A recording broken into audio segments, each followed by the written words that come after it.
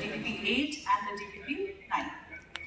And it has been approved by USFDA in 3 formulations. One as a standalone drug, the second is with combination with metformin.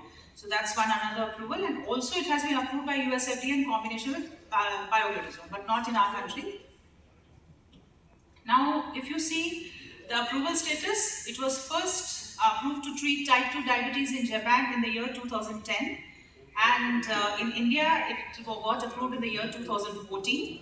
We have the metformin plus combination available with alogliptin in India at the moment since 2020, and we know that it is also approved by USFDA as a combination drug with pioglitazone.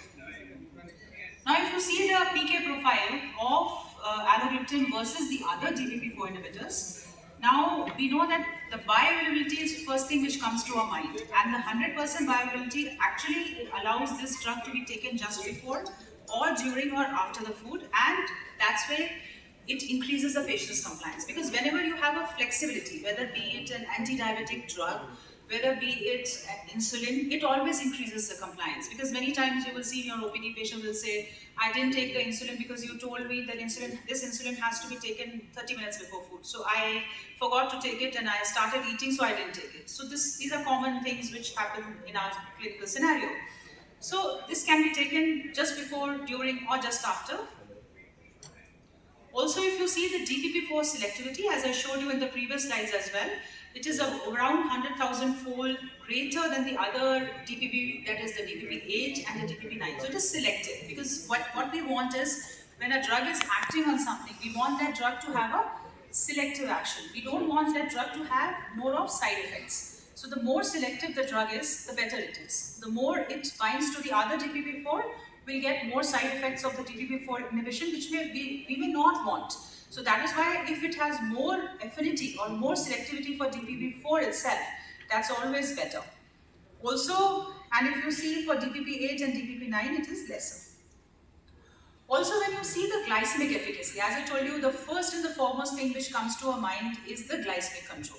So whenever we talk about anti-diabetic agents, though we say that we have moved away from a glucocentric approach to more of a cardiorenal benefit approach, to avoidance of hypoglycemia, avoidance of weight gain, but we are first always thinking that the glucose values should come down, this drug should have benefit and should bring down my patient's HbA1c.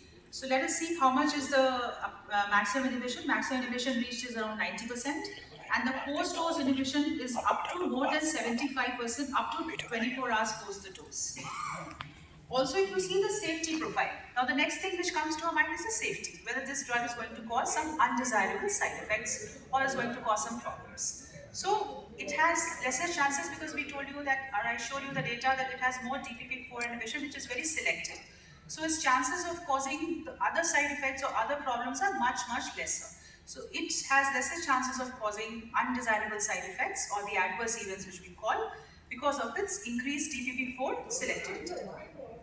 Now, this was one of the important articles of the data which was published with alogliptin, and this was the examine trial, where they were trying to see whether alogliptin is non-inferior to placebo with respect to major cardiovascular events in patients with type 2 diabetes who are at a very high cardiovascular risk. That means these patients had recent acute coronary syndrome. So this was the study which was published in NEJM. So this was alogliptin after acute coronary syndrome in patients with type 2 diabetes.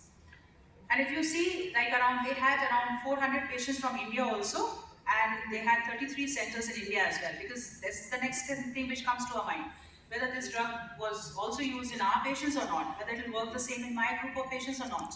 So they had around 400 patients in this study, and the total number of enrollment was around 5,380, with alogliptin group having 2,701 and the placebo almost similar, 2,679.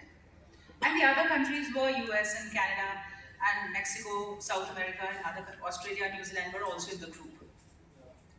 Now, they took all the patients with type 2 diabetes who had acute coronary syndrome within 15 to 90 days before the randomization, and the HbA1c cutoffs they took was ranging from 6.5 to 11.